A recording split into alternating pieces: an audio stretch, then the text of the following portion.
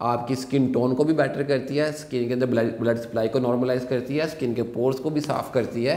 Sir आपने last video में मैंने देखा था कि आपने क्रीम का जिक्र किया था। आप अगर क्रीम इस्तेमाल करते रहेंगे तो मोस्ट ऑफ द टाइम जो है वो आपका चेहरा जो है वो साफ़ रहेगा। इन्फ्लेमेटरी एक्ने वल्गेरिस, तो इन्फ्लेमेटरी एक्ने वल्गेरिस में भी कई टाइप्स हैं, बट जो सबसे बुरे एक्नेस मुझे लगते हैं और आमतौर पे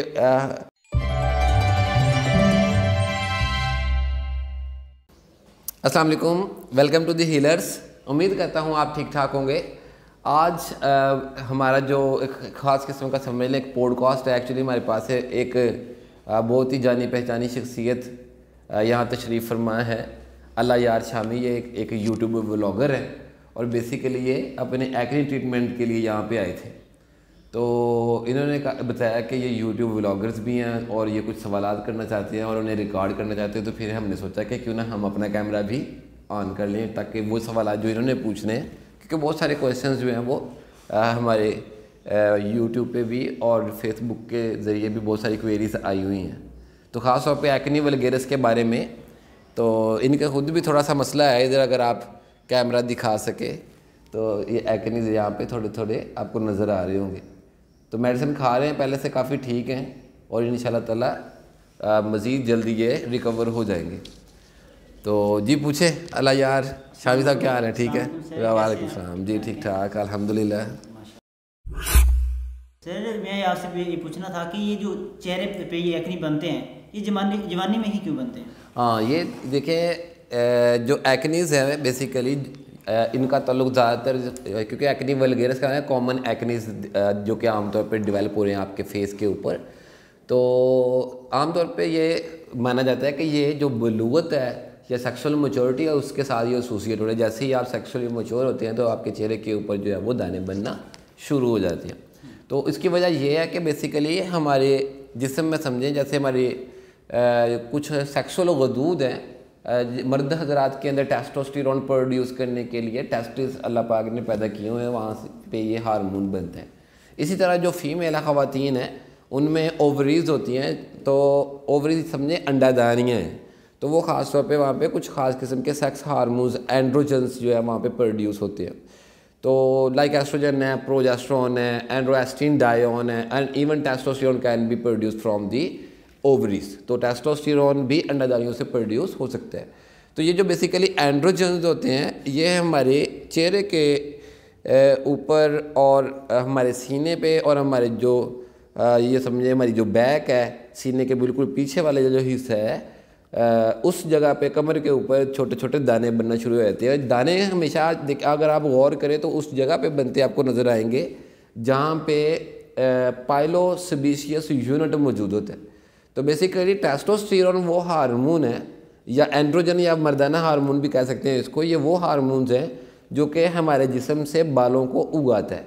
तो जैसे ही हम बलूगत को पहुंचते हैं, ख़ास तौर पे मेल्स जो हैं, तो उनके अंदर टेस्टोस्टेरोन जो है वो उसकी एक सर्ज जो है रिलीज़ होती है, बहुत ज़्यादा क्वांटिटी में रिलीज़ होता है और अचानक से फिर सर्ज की वजह से हमारे जो स्किन के नीचे पाइलोसेबेशियस यूनिट है, यानी वो जगह है जहाँ से बाल उगते हैं, तो वहाँ पे समझ लें कि हाइपर फॉलिकुलर प्रोलिफरेशन हो जाती है सम टाइम, तो उसकी वजह से वहाँ पे एक्नीज बनना शुरू हो जाते हैं। तो इस वजह से हम ये कहते हैं कि एंड्रोजन या टेस्टोस्टेरोन या जवानी के साथ जो है एक्नीज को मशरूत किया जाता है। और भी बहुत सारी रीजंस हो सकती हैं जिसकी वजह से जो है वो एक्नी आपके चेहरे के ऊपर, आपके सीने के ऊपर और आपकी कमर के ऊपर जो है वो बन सकते हैं।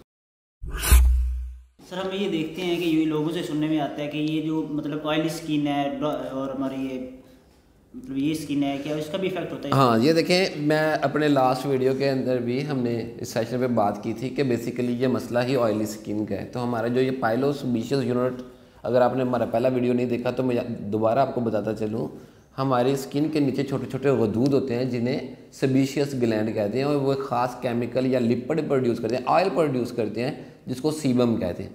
इस सीबम को बनाने का मकसद ये है कि जो हमारे जिस्म पे बाल उगने हैं उन बालों को नरिश किया जाए, उनको ग़िज़ाइयत फराहम की जाए, तो इस तरह वो बाल तंदुरुस्त रहें। लेकिन किसी वजह से जब ये सेबेशियस ग्लैंड ज़रूरत से ज़्यादा सीबम प्रोड्यूस करता है तो हमारी स्किन के जो ख़ास तौर पे सुराख हैं या पोर्स हैं वो बंद हो जाते हैं, और जब वो सुराख या पोर्स बंद होते हैं तो वहाँ पे वाइट हेड, ब्लैक हेड या एक्नीज या इनफैक्ट इन्फ्लेमेटरी एक्नी वल्गेरस जो है वो जन्म लेते हैं। तो फीमेल में क्वेश्चन ये आता है कि आमतौर पे कि फ़ीमेल के में ये प्रॉब्लम, क्योंकि उनके चेहरे के ऊपर तो नहीं बाल उगते नॉर्मली, तो उनको एक्नीज का मसला क्यों आ रहा है।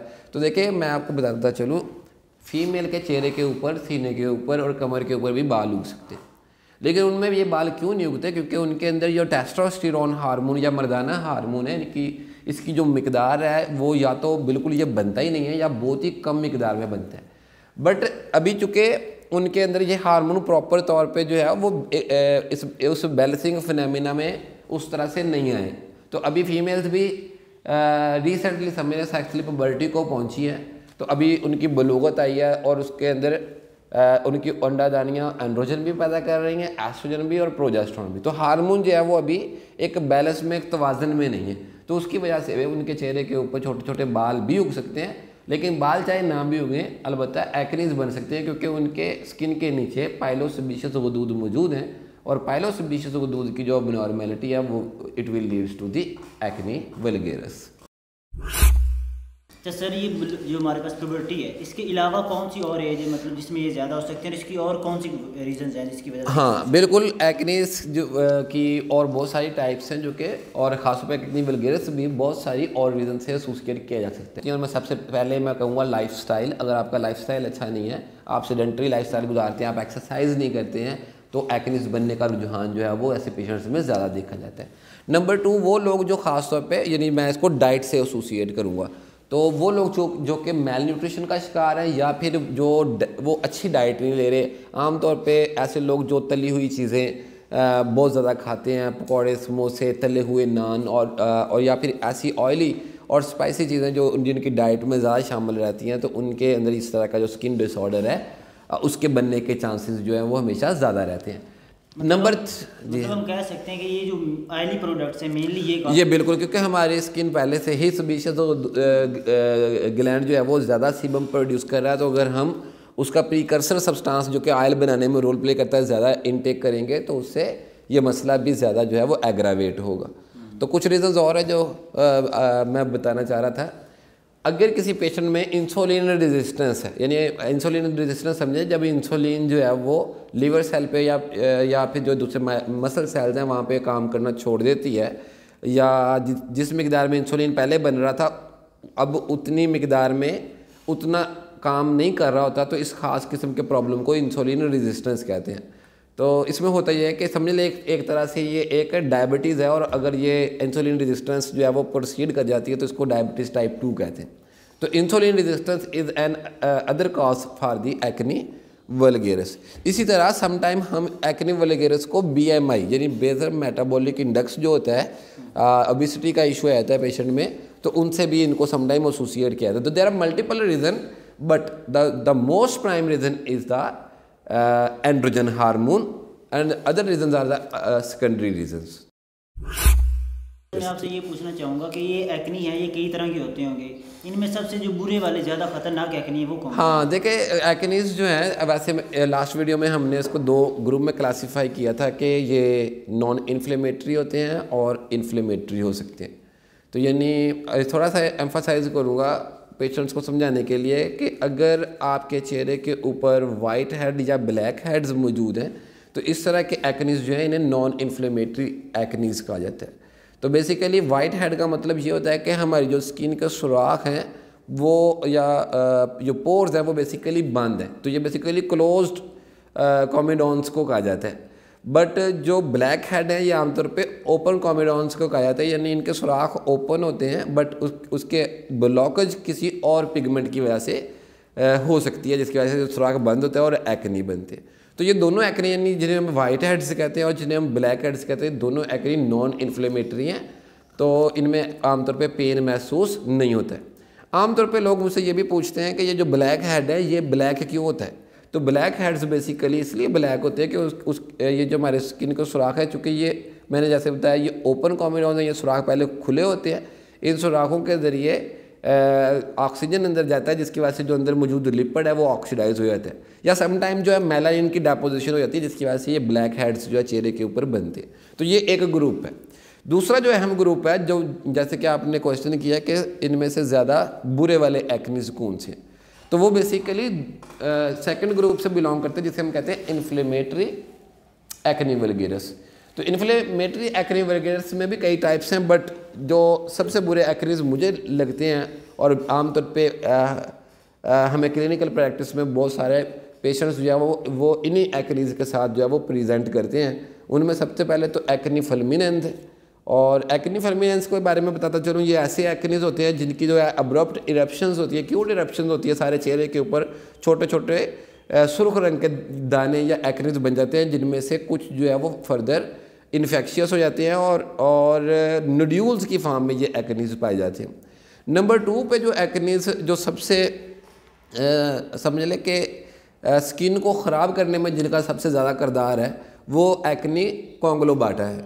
एक्नी कॉन्ग्लोबाटा जो है ये ख़ास तौर पे पॉस्ट्यूल्स की फॉर्म में होते हैं, बड़े बड़े छालों की तरह ये बनते हैं, गुम्मट बन जाते हैं इनके, और इनके अंदर पस होती है और इवन इनके ड्रेनेज ट्रैक होते हैं जिनके ज़रिए से ये जो पस है इनको निकाला भी जाता है, और बहुत ही जब भद्दे भी फील होती हैं। और ख़ास तौर पे ये जो एक्नीज हैं जब ये ठीक भी हो जाए तो उसके बावजूद हमारी स्किन जो है इसके ऊपर ये डिफरेंट किस्म के स्कार्स को छोड़ जाता है। तो इस तरह का एक्नी कॉन्ग्लो बाटा कहलाता है। और यहाँ पे ये भी बताता चलूँ कि इन्फ्लेमेटरी जो एक्नी वल्गेरस है ख़ास तौर पे, ये इन्फ्लेमेशन इसमें जो है वो आमतौर पे ग्राम पॉजिटिव बैक्टीरिया की वजह से होती है, और ये जो ग्राम पॉजिटिव बैक्टीरिया ख़ास तौर पे एक्नी वल्गेरस से एसोसिएट होता है, इसको क्यूटी बैक्टीरियम एक्नीज कहा जाता है। इसका समझिए एक साइंसी नेम है, तो आप इसके बारे में मज़ीद अगर जानना चाहें तो आप बताइएगा हम कमेंट सेक्शन में, तो हम इस पर एक अलग वीडियो सेशन रखेंगे। सर आपने लास्ट वीडियो में मैंने देखा था कि आपने क्रीम का जिक्र किया था। हाँ अच्छा, देखें अगर आप एक्नी को वाकई ही ठीक करना चाहते हैं, ज़ाहिर है आप ठीक करना चाहते हैं, क्योंकि एक्नीज जो है वो आपके कॉन्फिडेंस को भी मुतासर करता है, ये सिर्फ आपकी जिल्द को मुतासर नहीं कर रहा होता। तो वो लोग जो चेहरे को लेकर बहुत ज़्यादा कॉन्शियस हैं उनको मैं बताता चलूँ कि एक्नीज को ठीक करने के लिए सबसे पहले तहम्मुल की ज़रूरत है, नंबर 2 कॉन्फिडेंस की ज़रूरत है, क्योंकि आप जितनी ज़्यादा स्ट्रेस लेंगे, मैंने पहले भी बताया स्ट्रेस जो है वो एक्नी वल्गेरस का एक सेकेंडरी कॉज है, जितना स्ट्रेस आप लेंगे उतना ज़्यादा एक्नीज बढ़ेंगे। नंबर 3 आपको एक अच्छे साबुन की ज़रूरत है। आप कोई भी अच्छा साबुन ले सकते हैं, मेडिकल सोप भी ले सकते हैं, या फिर आप जो है समझ लें नॉन मेडिकेटेड सोप भी ले सकते हैं, बट साबुन अच्छा हो तो जो आपकी स्किन को जो है वो डेप्थ में जाके सीबम को साफ़ करे, क्लियर करे, तो उससे आपको बहुत ही रिलीफ मिल सकता है। सेकंड, आपको एक अच्छे फेशियल स्क्रब की ज़रूरत पड़ती है, जो कि आप वीकली हर हफ्ते अपने लिए 1 घंटा सर्व करें और अपने चेहरे का अच्छी तरह से फेशियल करके अपने चेहरे की जो अंदर वाइट हेड्स हैं या ब्लैक हेड्स हैं, इस तरह का इशू आ रहा है तो उनको रिमूव करें। ये जो प्रॉब्लम है एक्नी वल्गेरस का, ये आमतौर पे जैसे मैंने कहा सेक्सुअल पुबर्टी पे 9 से 12 साल की उम्र में फ़ीमेल में शुरू होता है, और मर्द रात में या पे 11 से 15 साल की उम्र में शुरू होता है। लेकिन ठीक ये आमतौर पे जो कम्प्लीटली रिकवर है इसकी, वो आमतौर पे 30 ईयर्स पे या 30s में जाके इसने रिकवर होना होता है। कुछ लोग हैं वो 1 साल में ठीक हो जाते हैं, 6 माह में ठीक हो जाते हैं। तो ये डिपेंड करता है उनकी जिल्द कैसी है, उनमें एंड्रोजन हार्मोन्स कितनी जल्दी बैलेंस हो जाते हैं, या वो अपने अब कुछ बच्चे ऐसे होते हैं वो बहुत ज़्यादा कॉन्फिडेंट होते हैं अपने एक्नीज के साथ भी, वो उनको इतना ज़्यादा इंपॉर्टेंट नहीं देते, तो भाव नहीं दे रहे अगर आप अपने एक्नीज को, तो इसका मतलब आप स्ट्रेस में नहीं है, और अगर आप स्ट्रेस में नहीं है तो आपकी जिल्द बहुत ज़्यादा जल्दी ठीक होने के चांसेस होते हैं। तो इसलिए आपने सबसे पहले तो कॉन्फिडेंट रहना है। सेकंड, मैंने कुछ मेडिसिन लास्ट अलामत के साथ मैंने लास्ट वीडियो में तजवीज़ की थी, आप उस वीडियो को देखिएगा, यहाँ में इसको ज़्यादा लंबा हो जाएगा वीडियो। तो यहाँ पे अलबत्ता मैंने वहाँ पे एक क्रीम बतानी थी जो मैं अभी तक नहीं, मैं सोच रहा था कि मैं इस वीडियो में बताऊँगा कि वो क्रीम हम कैसे बना सकते हैं। लेकिन चलें जाते जाते मैं आपको बताता चलूँ कि अगर आप एक्नी वल्गेरस का आपको इशू है, या किसी का एक्नी कॉन्ग्लोबाटा है, इवन एक्नी फेमिनिन्स अगर आपके चेहरे के ऊपर मौजूद हैं और ये बहुत ज़्यादा अगर फैले हुए हैं, तो आप इनको टॉपिकल क्रीम के साथ भी ठीक कर सकते हैं। ठीक होने का मतलब ये है कि ये चूँकि मैं आपको पहले बता दूं, ये एक रिकरेंट डिजीज़ है, इसमें कि ठीक हो जाते हैं फिर दोबारा से हो जाते हैं, बट आप अगर क्रीम इस्तेमाल करते रहेंगे तो मोस्ट ऑफ द टाइम जो है वो आपका चेहरा जो है वो साफ़ रहेगा। ये जो क्रीम मैं आपको बताने जा रहा हूँ, ये ख़ास तौर पे आपकी स्किन टोन को भी बेटर करती है, स्किन के अंदर ब्लड सप्लाई को नॉर्मलाइज करती है, स्किन के पोर्स को भी साफ़ करती है, और एक्नीस जो कि पहले से बने हुए हैं उनको भी ठीक करती है, और इवन ये एक्नीस की वजह से होने वाली जो इन्फ्लेमेशन है उसको भी ठीक करती है। तो इस एक्नी क्योर क्रीम बनाने के लिए आपको चाहिए होंगी 2 होम्योपैथी रेमेडीज़, जिनमें सबसे पहले एक्नेशिया है। यहाँ पे मैं एक इमेज ऐड करूँगा ताकि आपको इसकी पहचान हो जाए। एक्नेशिया को मदर टंक्चर में आप ले लेंगे और 5 ml इस्तेमाल करेंगे अगर आप 15 ग्राम क्रीम बनाएं। सेकंड जो है वो आपको एक दूसरी क्रीम चाहिए कैलेंडोला। ये आमतौर पे एंटीसेप्टिक के तौर पे इस्तेमाल होता है, बहुत ही अच्छा एंटीसेप्टिक है, बहुत स्ट्रॉन्ग, और ये एक्ने में बहुत ही अच्छा काम करता है। तो इसको भी मदर टंक्चर में लेंगे। थोड़ा सा कैलकुलेट कर दूं कि अगर आप 15 ग्राम क्रीम बना रहे हैं तो आप समझें कि आपको 6 ml जो है इसके अंदर ऑलमोस्ट डाल सकते हैं इसके अंदर कैलेंडोला का। ओके, तो नेक्स्ट जो है आपने इस क्रीम को यानी इसको मिक्स कर लेना है, तो ये आपकी क्रीम तैयार हो जाएगी। इस क्रीम को आपने रात को सोते हुए अपने चेहरे के ऊपर अप्लाई करना है। आप ये मेडिसिन किसी भी होम्योपैथी मेडिकल स्टोर से जर्मनी फार्मा की खरीद सकते हैं। क्रीम व्हीकल के तौर पे इस्तेमाल होती है, कोई भी क्रीम इस्तेमाल कर सकते हैं। बेटर है कि आप मरकरी फ्री क्रीम लें। तो आज का सेशन जो है वो यहीं पे इख्तिताम पजीर होता है, और मैं समझता हूँ कि जितने भी क्वेश्चंस एक्ने वल्गैरिस के बारे में कोई बंदा सोच सकता है, ऑलमोस्ट हमने वो तमाम डिस्कस करने की कोशिश की और तमाम क्वेश्चंस आपके एड्रेस किए हैं। फिर भी अगर आपकी कुछ क्वेरीज हों तो आप कमेंट सेक्शन में पूछ सकते हैं। अगर आपको हमारी एफर्ट्स जो है वो थोड़ी बहुत भी सेंस बनाती हैं तो काइंडली हमारा चैनल लाइक कीजिए, hit the subscribe button, press the bell icon, ताकि तमाम आने वाली वीडियोज़ जो है वो आप तक बर वक्त पहुँच सके। Thank you so much. अल्लाह हाफ़िज़।